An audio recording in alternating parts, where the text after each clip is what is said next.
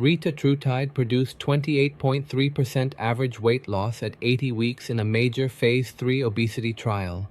That result is real, but making 28.3% your personal target can create the wrong treatment goal. At 12 milligrams, about 1 in 9 participants stop because of side effects. The better question is which dose you can actually stay on long term. The clearest contrast is between 4 and 12 milligrams. At 4 milligrams, average weight loss was 19.0% and 4.1% stopped because of side effects. At 12 milligrams, weight loss reached 28.3%, while 11.3% stopped because of side effects. For someone starting at 249 pounds, 28.3% is about 70 pounds. The higher dose produced more weight loss, but more people stopped treatment because of side effects. The middle dose followed the same pattern. At 9 milligrams, participants lost 25.9% and 6.9% stopped because of side effects. Placebo produced 2.2% weight loss, with 4.9% stopping because of side effects. The dose ladder therefore shows stronger weight loss, alongside a rising chance of side effects severe enough to stop treatment. Retatrutide works through 3 hormone pathways in one weekly injection. One is a gut hormone involved in appetite and blood sugar control. Another is glucagon, a hormone linked to energy use. The third is a fullness signal called glucagon-like peptide 1.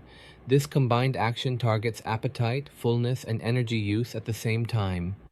The Phase 3 obesity trial enrolled 2,339 adults with obesity or overweight plus a weight-related condition. Participants did not have diabetes. Their average starting weight was 249 pounds, and their average body mass index, a height and weight measure, was 40. Treatment lasted 80 weeks. Placebo was an inactive injection used for comparison. Everyone also received guidance on eating fewer calories and increasing physical activity. Researchers randomly assigned participants to 4, 9, or 12 milligrams of retatrutide, or placebo. The average hides how differently people responded. In the 12 milligram group, 62.5% lost at least 1/4 of their weight, and 45.3% lost at least 30%. More than 1/4 lost at least 35%. A large average therefore included both major responders and people who lost less. The headline number describes the group, not an individual promise. Other health measures improved.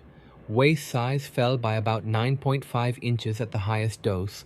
Blood fats, called triglycerides, dropped as much as 41%. Systolic blood pressure, the top blood pressure number, fell by as much as 12.3 points.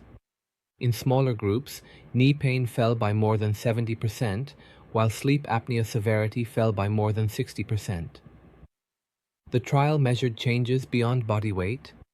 The danger starts when the average becomes a personal minimum.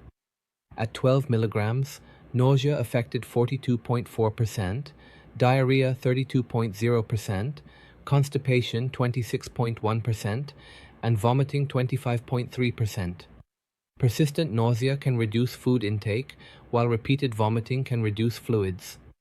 Weakness and dehydration can then turn a larger weight loss target into a reason treatment becomes harder to continue. Retatrutide also produced a less familiar side effect involving unusual skin sensations. These included tingling, burning, or heightened sensitivity. These symptoms affected 12.3% at 9 milligrams and 12.5% at 12 milligrams. Most cases were mild or moderate, and most participants continued treatment despite these symptoms. The 28.3% headline also depends on how the trial handled treatment changes. That number comes from an analysis estimating outcomes if participants continued retatrutide as planned and avoided other weight loss therapies.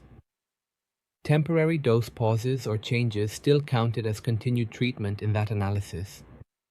In simple terms, the calculation emphasizes ongoing treatment rather than every disruption that can happen outside a trial. A broader analysis counted outcomes despite missed doses, stopping treatment, or added therapy. Under that approach, the group receiving 12 milligrams lost 25.0%. Outside a trial, cost, medication shortages, missed doses, and side effects can also interrupt treatment.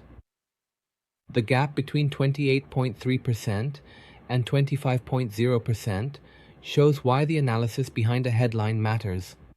A subgroup of 532 participants with a starting body mass index of at least 35 continued 24 more weeks. Their average starting weight was 268 pounds. The group originally assigned to 12 milligrams was treated toward the highest tolerated dose and reached 30.3% average weight loss. Importantly, everyone in this extension had already completed 80 weeks and tolerated treatment. The dosing plan itself shows that handling side effects mattered. Retatrutide started at 2 milligrams and increased every 4 weeks. The group assigned to 4 milligrams needed 1 increase. The group assigned to 12 milligrams moved through several steps.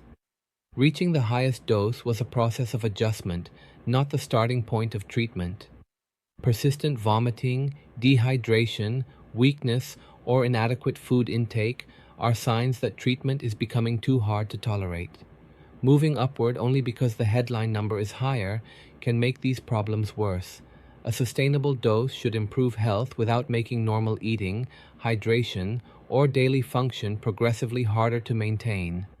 Success should also be measured beyond body weight. Waist size, blood pressure, blood sugar, triglycerides, sleep quality, joint function, strength, and nutrition all matter.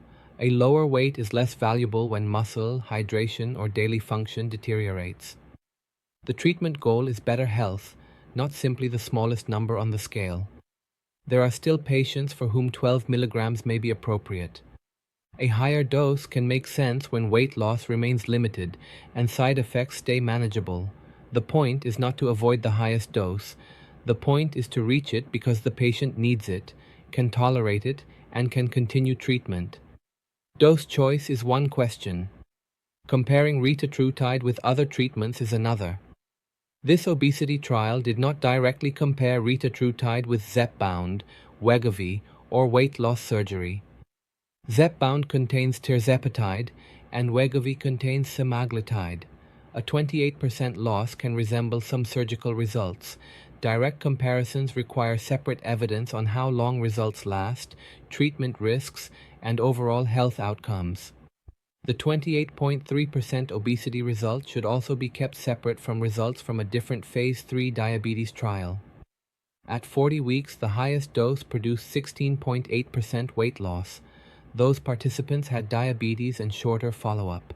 That result answers a different question from the 28.3% obesity result, so the numbers should stay separate. The 80-week obesity trial was not designed to show fewer heart attacks, strokes, or deaths. Approval also requires review of serious side effects, rare risks, manufacturing quality, dosing instructions, and the complete trial program. Launch timing and pricing will only become clear after the regulatory process is finished. Another unanswered issue is what happens after Retatrutide treatment stops. Obesity is chronic, and weight often returns after effective medication is withdrawn. Long-term maintenance depends partly on whether treatment remains affordable, available, and tolerable. Retatrutide is still being studied, and the Food and Drug Administration has not approved it. Lilly states that Retatrutide is legally available only to participants in its clinical trials. Products sold online as Retatrutide may contain the wrong dose, contaminants, impurities, or another substance. Unapproved online products create a separate safety problem. A sustainable 19% loss can be better than chasing 28% and stopping treatment.